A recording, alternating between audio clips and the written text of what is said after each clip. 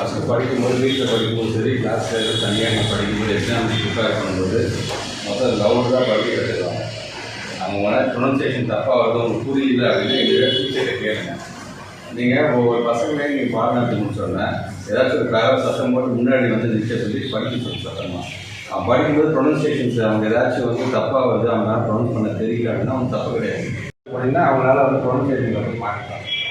Exam prepare பண்ணும்போது அவன் தான் சக்கரை போடுவான். அதனால் நீங்கள் பேசும்பொழுது நீங்கள் வந்து சப்ஜெக்ட் புரிய வைக்கிற அதே நேரத்தில் ப்ரொனன்சியேஷன் கரெக்டாக இருக்கா ஒவ்வொரு வேர்டும் அப்படிங்கிறத நீங்கள் புரிய வச்சுருக்காங்க பசங்க. அவன் தெரியலன்னா நீங்களே திருப்பிடுங்க. ஒரு பையனை தெரிஞ்சுன்னா எல்லாருமே புரிஞ்சுக்குவாங்க. நான் நல்லா படிக்கல 11th ஸ்டாண்டர்ட் ரொம்ப முக்கியமான காலகட்டத்தில் இந்த வருஷமும் நெக்ஸ்ட் இயரும் கொஞ்சம் டெடிக்கேட்டடாக படிங்க எல்லாருமே. ஏன்னா இவ்வளோ நாள் உங்கள் அம்மா உங்கள் அப்பா உங்களை கஷ்டப்பட்டு அமைச்சிட்டாங்க. இந்த 2 வருஷத்துக்கு நீங்கள் எவ்வளோ பொறுப்பாக நடந்துக்கிறீங்களோ எவ்வளோ கஷ்டப்பட்டு படிச்சு வரீங்க அதுதான். ஒரு நல்ல காலேஜ் விட்டால் நுழைஞ்சிட்டிங்கன்னா போதும். மற்றதான் காலேஜே பார்த்துக்கும். உங்கள் கேம்பஸ் இன்ஸ்டியூட் எல்லாமே உங்கள் வேலைக்கு அவனே கூட்டிகிட்டு போடுவான். நீங்கள் புதுசாக வேலை செய்யணும் அவசியமே இல்லை. அது நீங்கள் செய்ய வேண்டிய நல்ல காலேஜுக்கு போகணும்னு இப்போ இருந்தே நீங்கள் வந்து ஒரு முடிவு எடுக்கணும்.